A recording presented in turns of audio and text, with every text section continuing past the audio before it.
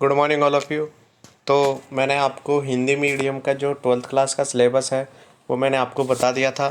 अब मैं आपको इंग्लिश मीडियम का जो क्लास 12th केमिस्ट्री का सिलेबस है वो भी बता रहा हूँ, ठीक है। तो आप उसको अच्छे से समझ लीजिए। मैंने इसके वीडियोस नहीं बनाए केमिस्ट्री के इंग्लिश मीडियम के, क्योंकि मेरा इतना टाइम नहीं बैठ रहा है।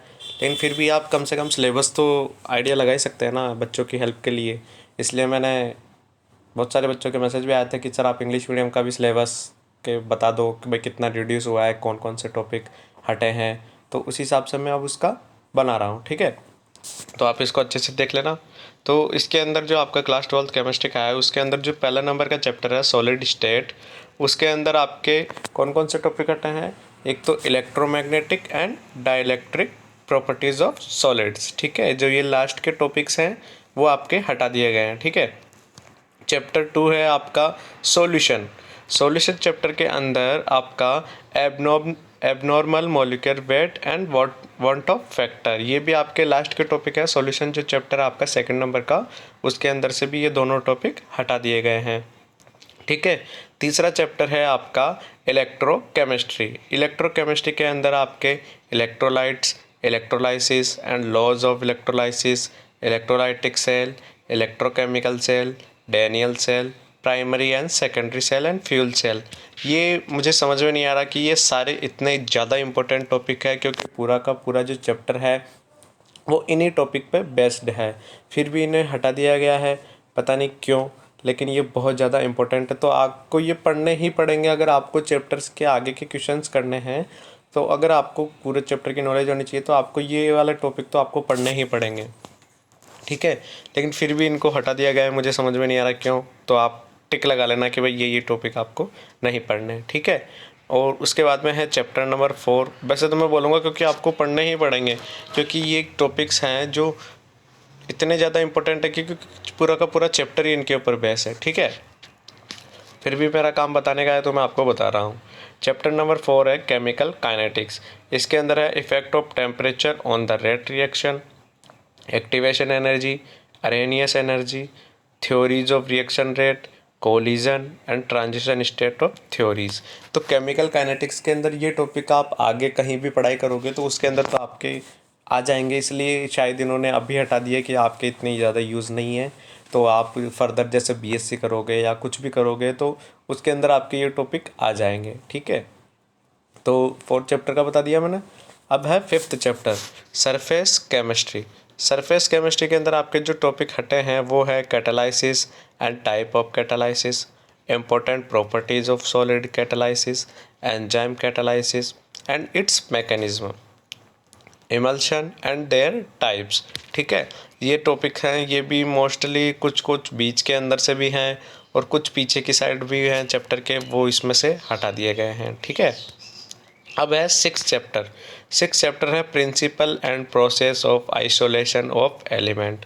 ये आपका कंप्लीट चैप्टर रिड्यूस किया गया है, इसमें से सारा का सारा चैप्टर आपका हटा दिया गया है। फिर भी आप अगर इसके टॉपिक्स बुक के अंदर देखने चाहें, इसमें देखो साइड में लिखा हुआ है एंटायर यूनिट डिलीटेड, मतलब कि आपका पूरा का पूरा चैप्टर ही हटा दिया गया है। ऐसे करके आप टोटल 4 चैप्टर हटाए गए हैं इसमें से। तो पहला चैप्टर ये है जो आपका हटा दिया गया है, ठीक है। कौन सा है ये? 6th chapter principle and process of isolation of element, ठीक है। ये मेरा समझाने का एक ऐसे ही है कि भाई आपको कम से कम आइडिया लग जाए कि भाई कौन कौन से हटे हैं, क्योंकि बहुत सारे बच्चे ये समझ नहीं पा रहे कि क्या हटा है, क्या ऐड हुआ है, या फिर क्या क्या पढ़ना है। तो मैं आपको वो कम्प्लीटली बता रहा हूँ, ठीक है। तो 6th चैप्टर में principle and process of isolation of element, वो कंप्लीट चैप्टर आपका हटा दिया गया है। इसके अंदर आप टॉपिक देखने चाहे तो ores, principle and method of extraction of metals, concentration, oxidation, reduction, electrolytic method and purification, aluminium, copper, zinc and iron, their occurrence and principle of extraction, ठीक है। ये सारे टॉपिक्स इसमें से हटा दिए गए, मतलब कि ये कंप्लीट चैप्टर के जितने भी टॉपिक थे वो सारे के सारे हट चुके हैं, ठीक है। अब है 7th चैप्टर। 7th चैप्टर है पी ब्लॉक एलिमेंट। बच्चों को बहुत ज़्यादा खुशी हो रही होगी, क्योंकि ये बच्चों को बहुत ज़्यादा दिक्कत आती है इस चैप्टर में पढ़ने में। क्यों दिक्कत? इसलिए आती है कि ये चैप्टर थोड़ा समझने का ज़्यादा होता है। इसमें बहुत सारे अलग अलग इतने सारे कॉन्सेप्ट लगे हुए होते हैं ना कि बच्चों के अगर बेसिक्स क्लियर नहीं है तो बच्चे इसमें बहुत ज़्यादा फंस जाते हैं और इसको वैसे छोड़ कर ही चले जाते हैं बहुत सारे बच्चे तो। लेकिन मैं जब भी इस चैप्टर को पढ़ाऊँगा इतने अच्छे तरीके से, आपको इतना अच्छे तरीके से समझ में आएगा ना कि आप खुद बोलोगे कि सर बहुत, मतलब कि आपको ये चैप्टर छोड़ने की नीड नहीं होगी। मैं कोशिश करूँगा कि अभी नहीं तो लेकिन नेक्स्ट ईयर आपके जो भी छोटे भाई बहन हैं उनके लिए तो कम से कम इंग्लिश मीडियम में बहुत अच्छे तरीके से ये बना पाऊँ, ठीक है। तो 7 चैप्टर में आपके टॉपिक जो रिड्यूस हुए हैं वो हैं एलिमेंट्स ऑफ ग्रुप 15 के अंदर से 2 टॉपिक में है structure of oxide of nitrogen और दूसरा है phosphorus and its allotropes, preparation and properties of phosphine and halides of phosphorus, structure of oxoacids of phosphorus, ठीक है। ये आपके टॉपिक इसमें से रिड्यूस हुए हैं। अब है एलिमेंट्स ऑफ ग्रुप 16, उसके अंदर है sulphur and its allotrope, preparation, properties, uses of sulphur dioxide and sulphuric acid, structure of oxo acids of sulphur. ये आपके टॉपिक ग्रुप 16 में से रिड्यूस हुए हैं, ठीक है। एलिमेंट्स ऑफ ग्रुप 17 के अंदर क्या क्या हुआ है, halogen compounds, inter halogen compounds, only introduction, जो इंट्रोडक्शन है उसका, जो आपका इंट्रोडक्शन है इंटर हेलोजन कंपाउंड्स का केवल वो रिड्यूस हुआ है, ठीक है। उसके अलावा उसको चीज़ें जो भी हैं वो आपको पढ़नी पड़ेगी।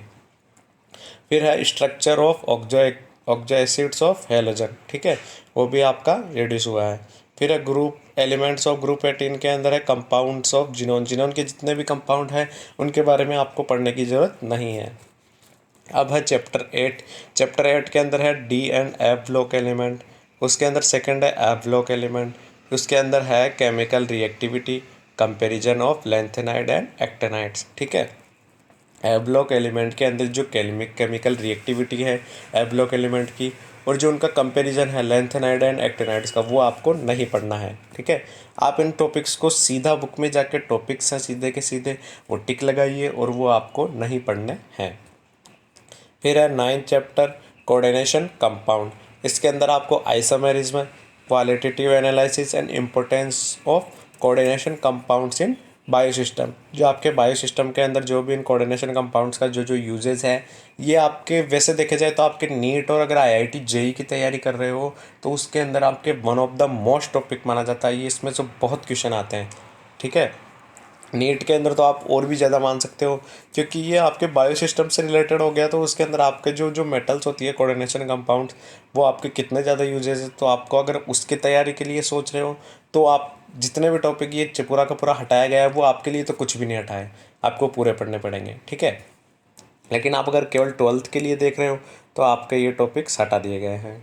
फिर है chapter 10 halogen derivatives, uses of trichloromethane, iodoform, freon, DDT, BHC and their effect on environment, ये आपका टॉपिक हटा दिया गया है 10th चैप्टर में से। 11th चैप्टर है आपका functional group with oxygen part first, इसके अंदर अल्कोहल में से क्या क्या हटाया गया है, uses, industrial production of methanol and ethanol, जो आपका इंडस्ट्रियल प्रोडक्शन होता है मेथनॉल एंड इथेनॉल का, वो आपका जो जहाँ जहाँ यूज़ होता है इंडस्ट्रियल प्रोडक्शन में वो आपको यूजेस नहीं पढ़ना है, ठीक है।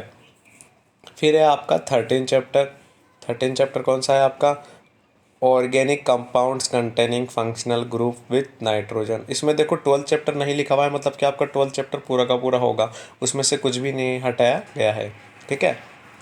13 चैप्टर है organic compounds containing functional group with nitrogen, इसके अंदर है cyanides and isocyanides, methods of preparation, physical and chemical properties, uses, जो उनके जो जो यूजेस हैं, मतलब कि आप जो साइनाइड्स एंड आइसोसाइनाइड्स है वो पूरा का पूरा टॉपिक ही हो गया, उसकी प्रिपरेशन, उसकी फिजिकल प्रॉपर्टीज़, उसकी केमिकल प्रॉपर्टीज़ एंड उनके यूजेस, ठीक है। फिर है डाईएजो यूमेटासॉल्ट्स, ठीक है, इसके भी preparation, chemical reaction, importance of synthetic chemistry, ये भी आपके जो जो टॉपिक्स हैं ये कम्प्लीटली टॉपिक ही आ गया है। ये दोनों टॉपिक है ना, साइनाइड्स एंड आइसोसाइनाइड्स एंड डाईएजोमेट्रिसॉल्ट्स, ठीक है, ये आपके कम्प्लीटली हटा दिए गए हैं।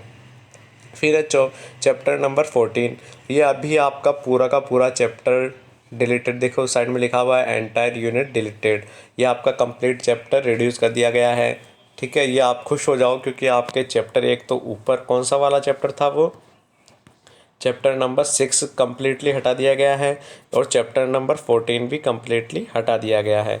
इसके अंदर आप टॉपिक देख लीजिए, biomolecules, cells and energy cycles, ये आपका चैप्टर का नाम है। इसके अंदर टॉपिक्स है carbohydrates, classification, aldose, ketose, monosaccharose, oligosaccharides, polysaccharides, इसके अंदर सारे टॉपिक्स आ गए। फिर प्रोटीन और नीचे है न्यूक्लिक एसिड, इनके अंदर टॉपिक्स है, आप बुक के अंदर मिला भी लीजिए। बाकी ये कंप्लीट चैप्टर आपका हटा दिया गया है, ठीक है। अब चैप्टर नंबर 15 है polymer, classification, methods of polymerisation, copolymerisation and heteropolymerisation, polymerisation, nylon, polyester, bakelite, rubber. ये भी आपका चैप्टर अगर आप IIT JEE और नीट के लिए देखें तो ये सारे टॉपिक्स बहुत ज़्यादा आते हैं, इसमें से सीधे सीधे क्वेश्चंस बनते हैं। लेकिन आप अगर केवल 12th लेवल के लिए देख रहे हो तो आपके लिए ये छोड़ दो, आप खुश हो जाओ कि आपके ये टॉपिक हटा दिए गए हैं, ठीक है। ठीक है, तो चैप्टर 16 है अब, उसके अंदर टॉपिक्स हैं जो स्टीरियोकेमिस्ट्री चैप्टर है आपका, बहुत इंपॉर्टेंट चैप्टर है। उसके अंदर है आपके टॉपिक कन्फॉर्मेशनल आइसोमेरिज्म, उसके अंदर है सोहर्स और न्यूमैन प्रोजेक्शन फार्मूला। दूसरा है फिर उसके अलावा conformation analysis of ethane conformation, types of conformation, conformational isomerism in cyclic system, importance of stereochemistry, ठीक है। ये टॉपिक आपके बहुत ज़्यादा इंपॉर्टेंट है, क्योंकि मेरे को तो समझ में नहीं आ रहा है इन्होंने किस हिसाब से सिलेबस ये केवल बच्चों के लिए ही किया है इस बार ही। बाकी ये टॉपिक जितने भी है ये आपके आगे बहुत ज़्यादा हेल्प करते हैं, तो आपको ये ज़रूर आनी चाहिए। और स्टीरियो केमिस्ट्री तो स्पेशली आनी चाहिए, क्योंकि ये आपके जो भी आपका प्रोडक्ट बनता है उसकी क्या स्टीरियो केमिस्ट्री होगी, इसके अंदर आप आगे जाके जितना ज़्यादा समझते जाओगे उतनी ज़्यादा ये बहुत ज़्यादा इंपॉर्टेंट होता है, ठीक है। फिर है आपका chapter 17 chemistry in daily life, वो ये भी आपका कम्प्लीटली चैप्टर हटा दिया गया है।